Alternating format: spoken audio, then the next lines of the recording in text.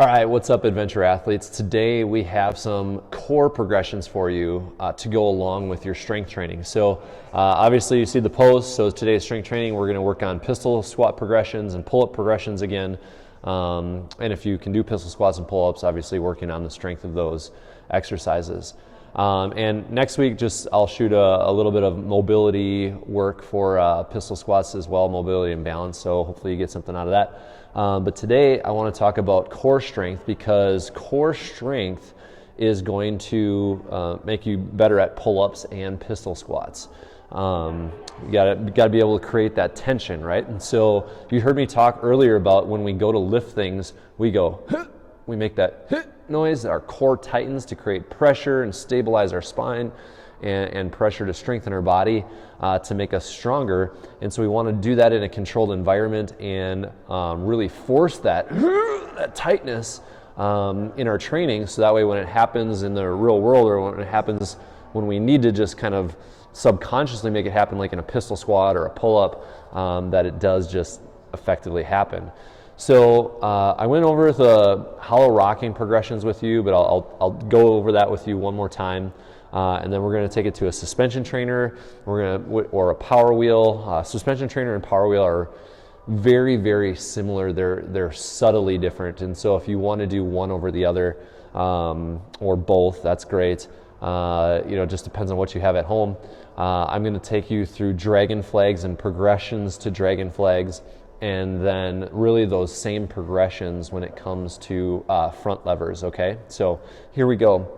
First series, you remember the hollow position, right? If I'm laying on my back and there's that arch in my back, I'm not in the hollow position, and so I want to bring my knees into my chest, and now my lower back is smushed into the ground, and as I rock, like the bottom of a rocking horse, right? Smushing that lower back into the ground, keeping my knees tucked in tight to my body, I'm hollow rocking, okay? Then all I have to do, progression number one, take my hands off my knees and keep rocking. If I want to change this, I go hands overhead and keep rocking, right? Then this is kind of a tough one. We want to extend and then kick. And so I'm really making sure that I'm rocking over my back and then holding that tension as I kick out, holding the tension in position as I rock back, and then hollow rocking here. And eventually, if you want to bring your hands down by your side and keep hollow rocking, that's going to be the hardest. Okay, so after you practice hollow rocks, chop your abs, let them loosen up a little bit. I have a suspension trainer I'm going to use here today. Again, power wheel is almost, similar in some ways, and different if you use it to roll out as well. But you can put your feet in a power wheel just like this, okay? And so there's a number of ab exercises that you can see in videos and on suspension trainer videos, like mountain climbers and knee tucks, and that's great. That's a good foundation. Is when we go up, we want to make sure we're in the hollow position. We don't want to sink these hips, right, and be out of control, like doing my mountain climbers like this. That's not going to get us anywhere, right? So whenever we do abs or even crunches or anything like that, I want to get up and put myself in the hollow position before I do the exercise. So if I want to do mountain climber, tuck, hollow, tuck, hollow, tuck, staying in the hollow position, double knee tucks, side, hollow, right? Trying not to swing back and forth. Those are all great exercises. If you want to make it a little harder, you can take a band, wrap it around your back. See the magic there? All of a sudden a band just appeared. So I have a band, right? And I'm going to take that band, I'm going to put it around my back, and this is going to make it a little bit harder. So band around the back and the small, right, where your back arches, when you're not in the hollow position, you got to push against that band there to find the hollow position, right? Not hollow position, right? Just that change. So I'm going to stick my thumbs down through the loops so it runs through the meat of my hand, right, like that. All right? Now, this can make it a little bit more challenging. The band is forcing me down. I got to push back up against the band, and just holding this can be enough for some people who are doing your ab exercises in this position, okay? But a really nice thing to do for tensing your transverse abdominal is what's called a body saw, okay? And this, when I was being headhunted by Nike to work with them in the Nike Trainers Network, they had to have me invent an exercise. I had to invent my own exercise. I'm like, oh man, this is interesting. This is the exercise I invented that made them say, yeah, dude, you're in. We like you a lot. So we have a body saw that you may know about, and I didn't invent this one. So we hold the hollow position and we just push back, and the further I push back, the harder it gets, right? When I push back, if you break out of the hollow position, if you feel your lower back sink, even for just a second, you went too far, okay? So stop the motion before that lower back sinks and pull yourself forward. And the goal is to, little by little, over the course of a long period of time, get stronger at getting further and further back without those hips, or without the lower back sinking, okay?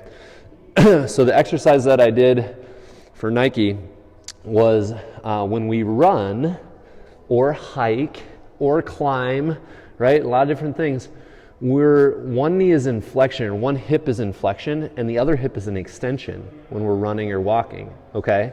But our core has to remain stable and strong. And so what I did here is I just brought one knee up into flexion, kept the other in extension, and even zipping that one up higher, so my leg is up higher, really forcing it into extension. Not too much that it puts you out of the hollow, but even this will suffice. And then doing your body saws from here helps stabilize your core as a runner, hiker, walker, climber. Okay, I don't know, maybe Aaron, you're the climber on the page. Maybe we can get, and Bob, maybe we can get totally goofy with this. And as long as we're holding a good position, can we throw one foot off to the side, and do body saws? Who knows, right? Don't be afraid to put yourself in a funky position, as long as when you do the exercise, it doesn't compromise your strength in a negative way. Go ahead and try it.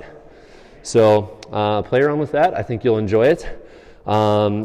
We can also take these. Next step is, rather than, and this would be more like a power wheel, rather than the legs going back, we just do it with the hands. We're here holding a push-up position, hollow position, and the hands come out and pull back. That would be more like a power wheel. If you want to make this a little bit easier, do one hand at a time. Right, left. You can go to the side, right? Whatever you want. Go out with both and then a little bit farther with one and pull back, okay? There's ways to make this easier or harder. Changing the angle of your body from here to here makes this easier, okay? So these are all drills that you can work on and practice. And the reason I don't necessarily throw them together in a sequence for you is because strength is, unless you're like an elite athlete, okay, let's throw some programming in there, okay? But when it comes to stuff like this, it's more so like a skill. You're practicing a skill, and you can throw it before a workout, after a workout. Isn't usually ideal, but before a workout, it works for sure. If it's a lighter workout, you can do it afterward. And just practice. And when it gets hard, you're done, and come back at it another day, okay? Don't smoke yourself out doing this. All right, let's move to some other exercises that are a little bit more difficult. You can see if they're right for you. All right, King, next. Candlesticks or dragonflies, these are also called. You probably saw these in the movie Rocky IV when he's fighting the Russian. He's doing these on a bench. That works just fine.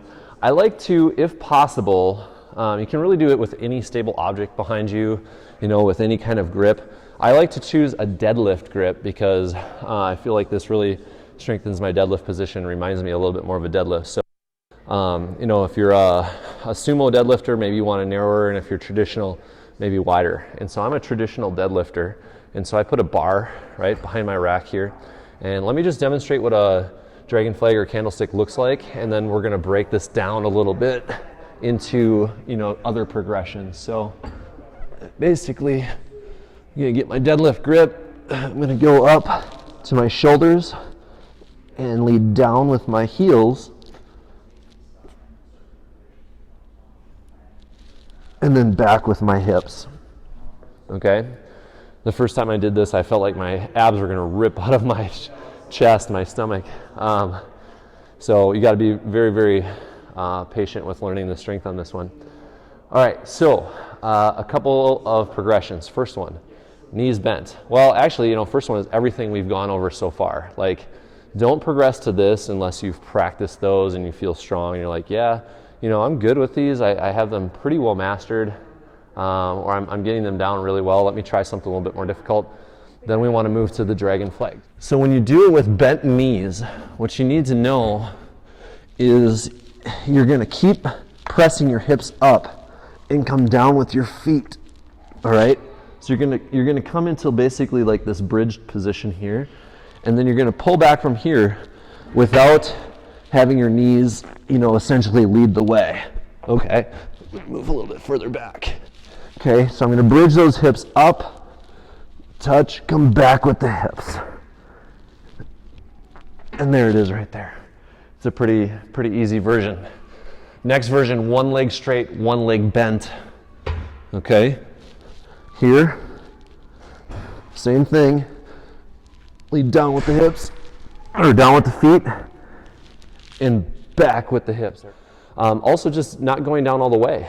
Go down until you feel like you're going to fall, and then pull yourself back up is another good thing to do. Now, what if you're a little bit more advanced with dragon flags? You're like, yeah, I want to progress towards front levers. How do I do that with dragon flag? So rather than regressions, progressions, I suppose we could say, is doing some kicking, some twisting. Okay, so it's going to be a little bit more difficult when we get down into that position, right? We can mountain climb, we can scissor kick back and forth and just kind of hold it. That makes it a little bit more difficult. Another thing we can do is feed forward tension versus feed back tension. Remember the story about the suitcase. I hope you guys are getting this down, right? Hey, that suitcase is full of feathers. Go ahead and pick it up, and there's 300 pounds in it. And you go to nonchalantly pick it up, and you have to create tension to pick it up. Or, hey, that suitcase weighs 300 pounds, go pick it up, and there's only feathers in it, there's nothing in it. And you create all this tension, you pull, and you fly off the handle. If I start from the top and lower myself, I'm getting feedback to my brain, like I know how tight I have to be to go all the way down and come back up. And that's how you know if you're going down and you feel like you're gonna fall, right? That's because you're getting feedback tension.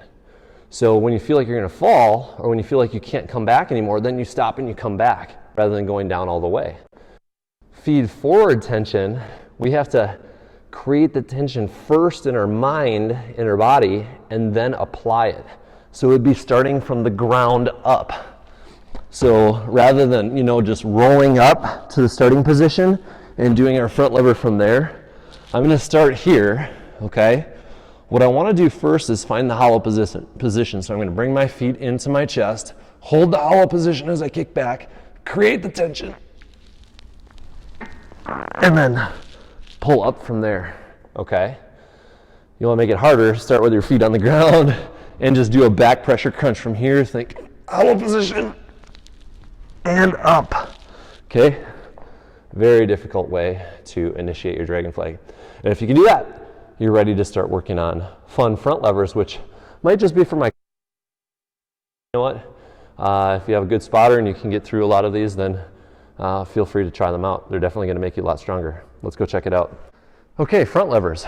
Same thing, really. It's really just a dragon flag, except you're hanging off of something rather than having that extra connection point to the ground. So you can do these on Olympic rings. You can do them on a pull-up bar. Whatever you have access to is fine. I actually, if you look at a lot of hangboard workouts, advanced hangboard workouts will have front levers on the hangboard. But I definitely learned on the Olympic rings. I think they're the easiest on the Olympic rings.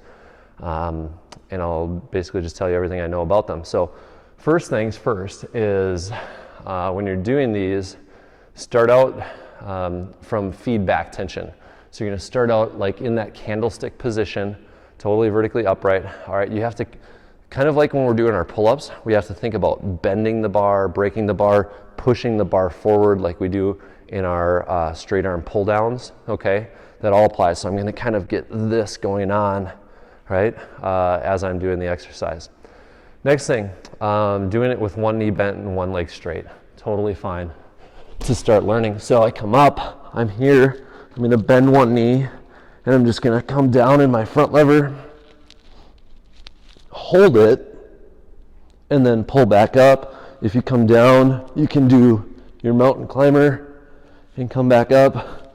Okay, whatever you want to do there, but just know that when one knee is bent, it's quite a bit easier, like significantly easier, maybe even 50% easier with one knee bent. In fact, that might be easier than the most advanced dragon flag. Okay, so next is the feedback tension full on front lever and back up.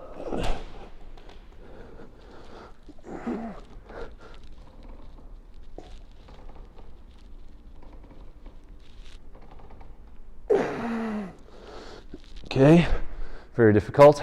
Again, focus on lowering your heels and driving your hips up. You don't want to be sitting in this L position. That's no good, where your feet are higher than your hips. From your vision, you're going to see your feet disappear first, and you're going to still see your hips up, okay? That's a good dragon flag, that's a good front lever. Also, I'd really suggest holding it, and even going through periods of time with holding it as long as you can. Especially when we start practicing the feed forward tension front lever, when we're coming up from the bottom, coming up, what you'll notice, and I haven't done them in a long time, so I'm probably going to see it here, is as you come up, your feet will drop for a second. Don't think you're done. Let your feet drop for a second and then recreate the tension. Say, come on, I can do this. Push your hips up and just hold it. And you'll find through doing that, eventually you'll come up and your feet won't drop. You'll be able to hold that position a lot better. Or you may find that your hips drop, right? You pull up just fine and you go to hold it and then your hips drop. Take a second and push your hips back up and hold. It's amazing the gains you'll get. You'll be able to barely hold it for 2 seconds. Next thing you know, you'll be holding them for like 15, 18 seconds from the bottom up. So again, feed forward tension. Here, I'm going to just basically start from the hanging position. Hopefully I can even do this. It's been a long time.